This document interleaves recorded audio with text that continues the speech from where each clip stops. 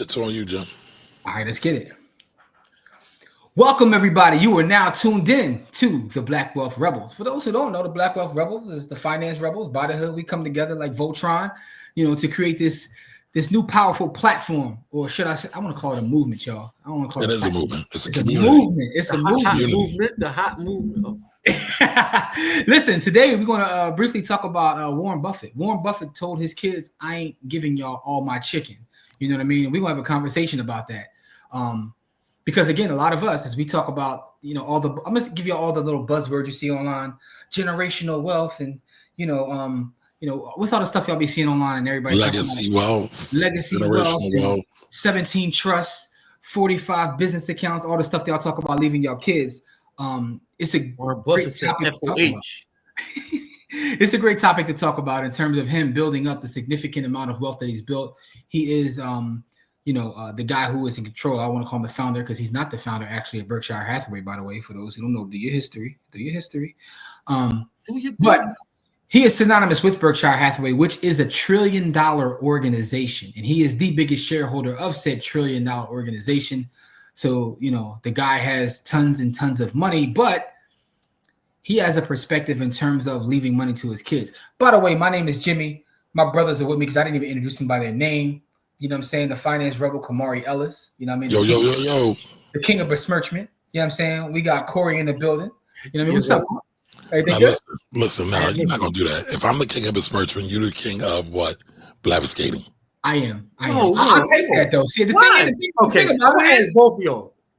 Why in the world are y'all using this? So Corey, you was traveling around the world. All right, so with family. So we're going to show you the clip, Corey. No, but hold on. I don't need to see a clip. No, but hold on. I'm asking my brothers. I'm telling you, you missed the live. You got to go back. So me and Kamari were on live, and I used the word in a sentence, and he kind of did what you did, and I told him what the word meant. Right? We were talking about someone. I don't even know what the word means because I went to the prestigious Central High School, and I know what the word means. But as I used the word, Kamari made a whole joke of it, pulled the definition up on the air. You know what I'm saying? So it was a whole thing. So now it's just part of the vernacular at this point. It's part of the lexicon. Here's the thing, though, Kamari. I will accept the fact that that's what I am. You got to accept the fact that you are king of besmirchment, man. I'm not, though. I'm the king of being besmirched. You besmirch me all the time. God, here we go, man. Anyway, listen, for y'all out there, man, we are going to jump into this conversation about, Warren Buffett and what he feels about giving his money to the youth, or not the youth. At this point, his kids is grown. His kids is damn near got, their own grandkids. But do all the YouTubing and stuff, man. Like, comment, subscribe. Go to blackwealthrebels.com and sign up for our Patreon. We do have a free tier. You know what I'm saying? If you broke, busted, and disgusted, we still want to, connect with you. But with that being said, though, gentlemen, Kamar, you have the article, man. Tell us a little bit about what's going on with, Buffett. Well, let's just read the article headline. Warren Buffett speaks out against creating family wealth dynasties, giving away another $1.1 billion, and that's a billion with a B, y'all. And Buffett has said for the longest, he doesn't believe in creating family dynasties and family wealth. A lot of times, as Jimmy brought up earlier, a lot of people are saying, well, I got my kid an LLC when they was 2 years old, or we want generational wealth. But Warren Buffett sees it from a different perspective, and I actually agree with him on it. You ruin your kids by giving them too much because they don't have anything to reach for and grow for to be their own person. And so that's what his thing is, and I kind of agree with him. Man, Listen, I don't agree with this at all, bro. And I'm going to tell you why. Because he an old white man, and we talk about young black children. Like, this is not something, you can't do what he do. Like, my man done made $1 billion trillion, and he done gave his family the best of everything during his life and all of that stuff. So he don't have to leave them millions and billions of dollars. The thing about it with us is we coming from a whole different side of it. Like, we coming from the side where, my mom worked 2 jobs. You know what I mean? My mom worked 16 hours a day to make sure I was able to go to college.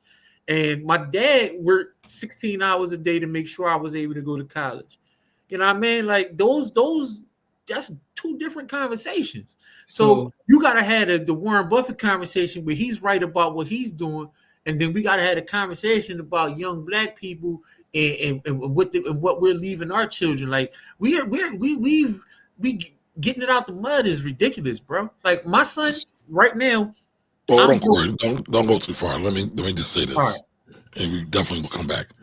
It's always about black folks, right? And you're right. You always have to do what's best for you and your people, first and foremost. And by the way, nothing on this show is advice. Not at all. This is for entertainment and educational purposes only. Now, what I will say, though, Corey, is that when you give children just a principle, when you give them too much, you kind of ruin them. And we see that we see that happening now, even with black folks, black wealth coming into the first and second generations. We're seeing oftentimes parents saying, I never got any of that.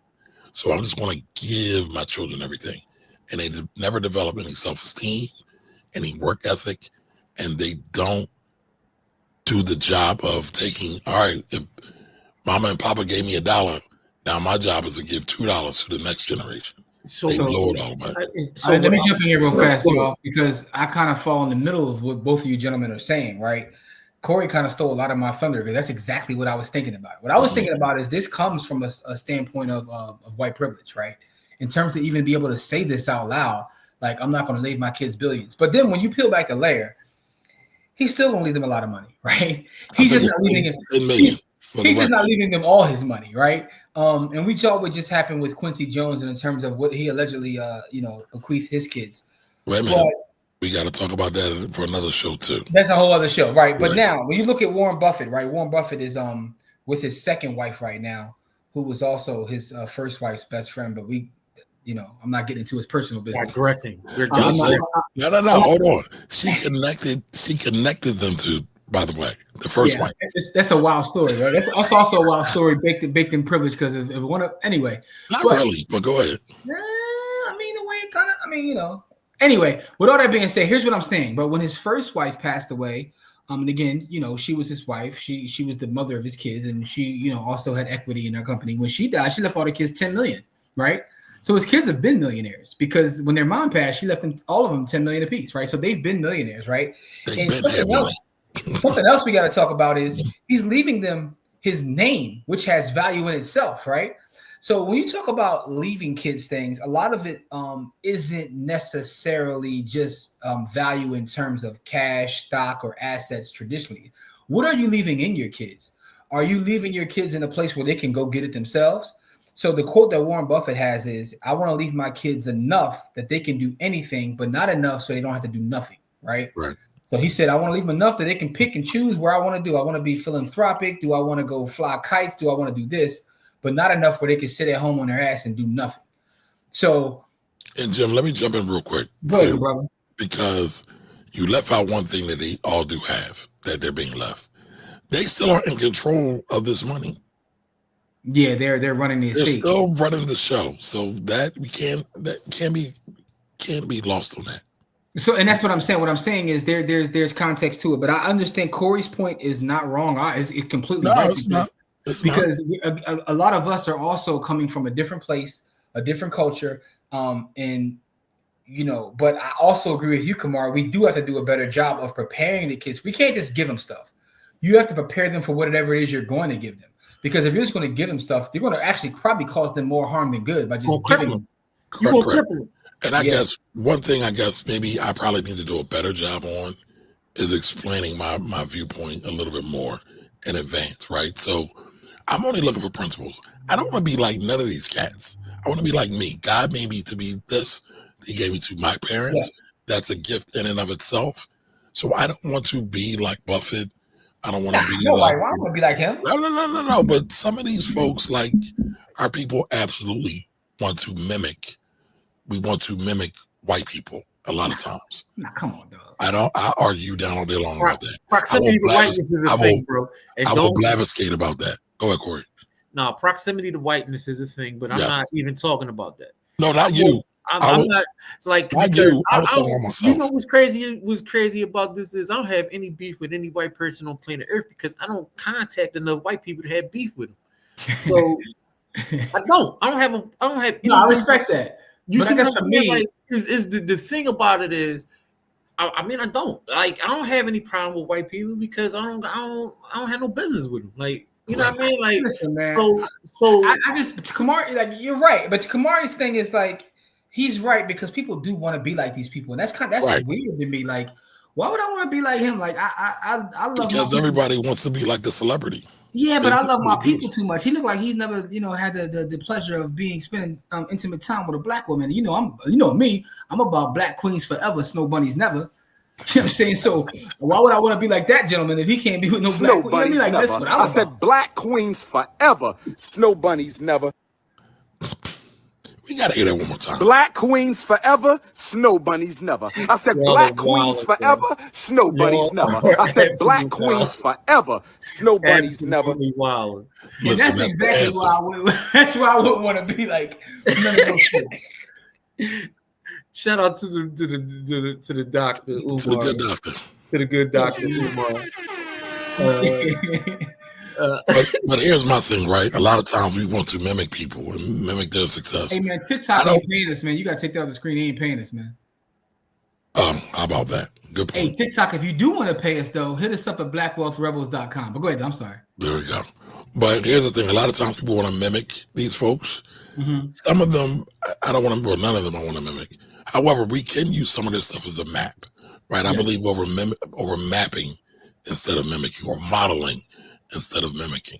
Because, we just talked about Buffett on another show we were doing, saving and discipline. That's something we can model in our own lives, in our own communities. I don't want to be like him because, again, the story of his wife is definitely sketchy, and the other properties they have is a little sketchy. Listen, read a book called Snowball. Thank you. Yeah, I read the book. That's a long ass book too. And there'll be a link in the comments in the show description to get that, and we'll get a small affiliate link for it. But read that book; it'll be great. I think it gives you a lot of perspective from where he comes from.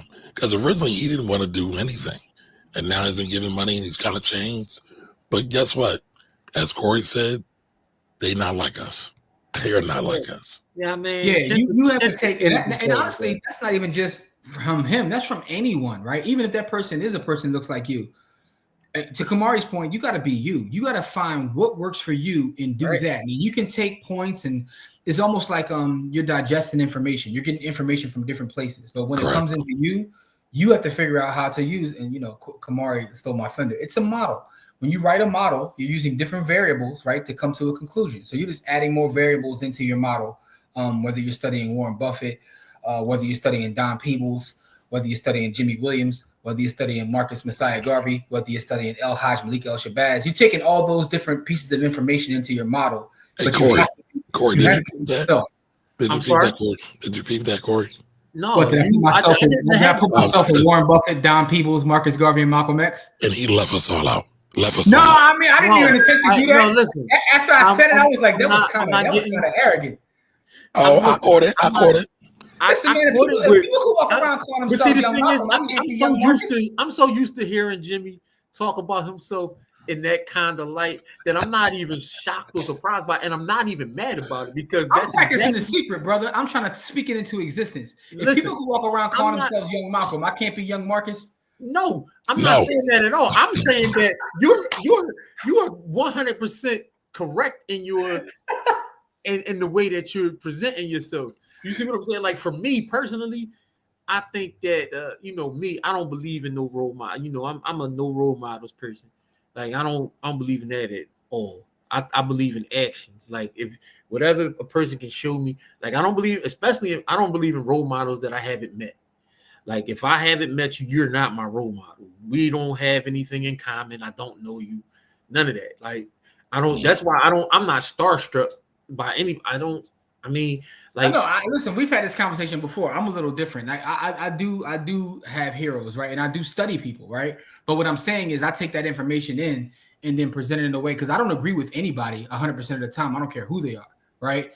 But I'd be lying if I didn't say that I've listened to Malcolm's speeches, read Malcolm's book, read Malcolm's writings, and it didn't have an effect on my life. I love the writing. If you it's this way, if you see right here, I got a whole Malcolm painting sitting literally behind me right now. Like so I would be lying. These people are great, right? And they were great. Like me reading Malcolm gave me a perspective about what was happening in the times where he was living and the things that he had to do. Me reading Dr. Martin Luther King and all of the people who I read coming up, you know what I mean? Like, you know, I read, you know, a Phoenix Core. I read, you know what I mean? I read a bunch of people, you know what I mean? Like, you know, I read Soul on Ice. I read, you know what I mean? Like all of the stuff that people read, right? It gives you perspective, right?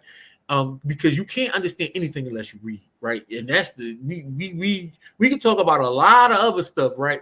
But me as a teacher, I want to talk about this. If you can't read, you can't do nothing. There's nothing in this world you can do if you can't read. And Bars. And if you won't read, you're worse than the person who can't read. You're worse than that person because you hold on. Corey dropping bars. This is what I talk about all day. That's a fact. If you can read and you don't read, you're worse than the person who can't read because the person who can't read doesn't know, and you know, and you don't do nothing about it. Anyway, let me step down off my teacher soapbox real quick because stay on it. I'm loving it. Because the thing about Warren Buffett and him leaving his children things is you have to have some kind of perspective, and you only get that perspective by living and by reading. You know what I mean? You by experience and by reading about the experiences of others. You know what I mean? So I'm not saying that these people didn't give me perspective, but like as far as role modeling things for me, nah. See, Corey extra Philly, right? I think when you think of the idea of a role model, I think you're looking at it a little bit different. Like somebody I want to be like. I don't want to be like them. I want to be like me. Like I don't want to be like them. I don't. Like neither do I. I want to do great things, but I don't want to be like them. I want to be the first me. You know what I mean? No, like I don't have any desire to be them. You know what I mean? We all agree on it. I do crazy amounts of work with children. I'm in the communities. I do all of these things, right? It's because my grandmother showed me how to do it, and then I've taken that what she showed me and I made it uniquely my own. You see what I'm saying? Like it's not. We're saying the same thing though. That's why I said you have to. You take the information and you bring it. You present it in a way that's yours. It's almost like we're all remixes of something, right? No idea is original. It's nothing new under the sun. Nothing. What you do, but how it's done. What you base your happiness on? Material, women, and large paper. I'm sorry. You was about to go in. I was nothing about that. If niggas could look inside my mind, they'll find. My fault. See, I don't want to start though, because that's that's the goal. Anyway, with that being said, we're all remixes of something. We're all taking information from one person or another, and we're presenting it in a way. We're all living off of experience. You know what I'm saying? Like Style Chic and Jada. We're all living off of experience, and we take in the information and then we put it back out into the world. And I think that you do the same thing to bring it back home with the Warren Buffetts. Like, so we talked about this in our other Buffett video, but in terms of the kids, you have to know your kids, right? So that's why I said it's not just what you leave them, but what you leave in them, pause. Because if you're not preparing them for when you're not here, you know how many people I've seen that were successful that left their kids resources, but their kids were ill prepared to take care of themselves without them. They just broke down and couldn't take care of themselves. Happens all the time. That's also black wealth. So when we talk about black wealth, we're just not talking about dollars and cents. We're talking about holistically. Correct. So that's another part of this conversation is as bringing it to our community. When we decide what we're going to do with whatever we build when we're here, is to make sure that we have a holistic approach of looking at this, right? We don't want to cause more harm than good. We don't want our life's work to end up causing harm to the people we care about because we didn't fully think this through. We can't apply what my main man is doing with $300 billion and his kids who already are millionaires to our everyday life, like Corey said. But like Kamari said, we can take a little bit of it because you can learn from anyone, right? If you want to keep it a style, you can learn from anyone. So I think that's how I'll end this off is You Oh, know, wait a minute, Jimmy. Before you end it all, I go want ahead, to yeah, bring go ahead. some. So I want y'all to think about something. His kids are 71, 69, and 66. That's it, They're that not. grade. They're not spring chickens at all, and I believe they have grandchildren, and so they're focused on just those three. But what about the other heirs? Well, the thing is, they got great grands at this point, but I'm pretty sure I know, Right. and I know he had one that was in the news a while ago who was complaining that she didn't get anything, and then she was adopted and something, but he just didn't give her anything. But and she made a big stink and got into the media about it. But the fact of the matter is, I'm pretty sure they'll all be set up. But it's a difference between, and that's why even in the other video I said people have to understand the difference between, to Corey's point, what you say, $1 and 1,000, and also the scale of $1 million to $1 billion, right? Because I think that some people were like, why would you? I'll give you an example. I was watching the thing before where they were talking, people were going in on Kendrick Lamar because he bought his sister a car, right? And He bought her a Toyota.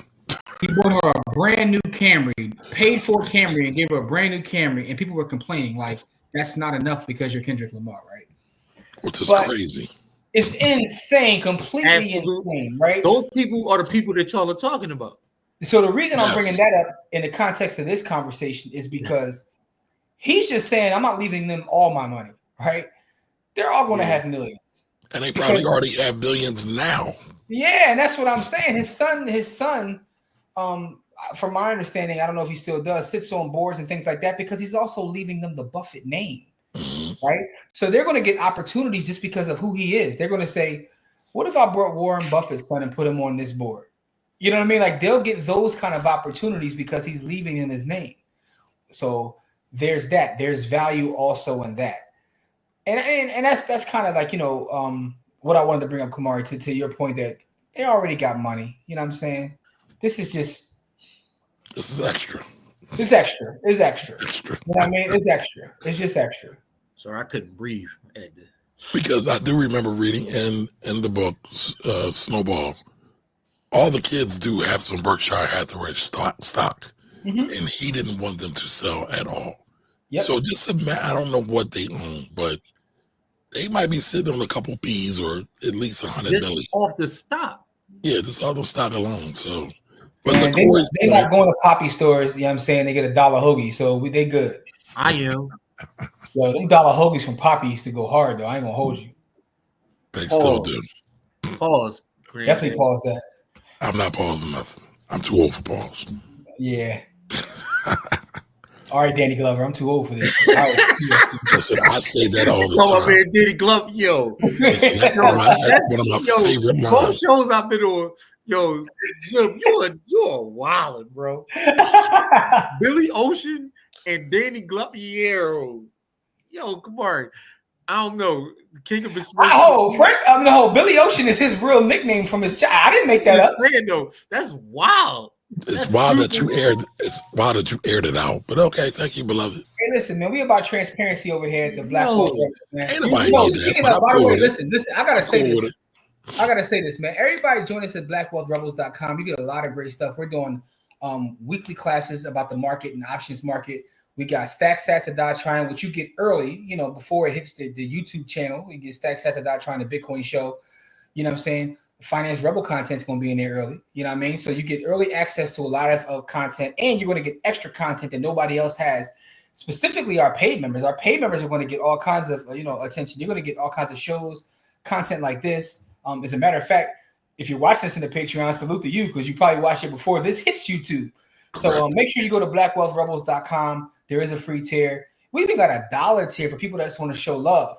But I suggest you get, at least the tier that gets the options class, which is the $14 tier. Like if you really want to, look out for your boys, because we're going to take those resources and we're pouring back into the community. One of the things that we want to do as the Black Wealth Rebels is actually hit the street and do stuff. We're not just going to sit behind screens all day and talk. We're going to take some action. You know what I'm saying? And, that's all I want to say, man. I want to get that out there before we get out of here, Kamari. All right. Well, thank you all for watching and listening to the Black Wealth Rebel Show. We'll be back real soon with some good content. And let us know what you want to know in terms of money. Send us an email, blackwealthrebels. blackwealthrebels. Excuse me, y'all. Email us at blackwealthrebels@gmail.com. Blackwealthrebels@gmail.com. Most interesting women in the world. How do you budget for ladies of the evening? That should be his own show because you got to put that in your budget. I had a budget. I am a man who had a budget. I'm not touching that. I am a grown man with 4 kids that does not have that kind of budget anymore. But before I had 4 kids, my budget was crazy. Right, I didn't have a budget. You was balling till you fall.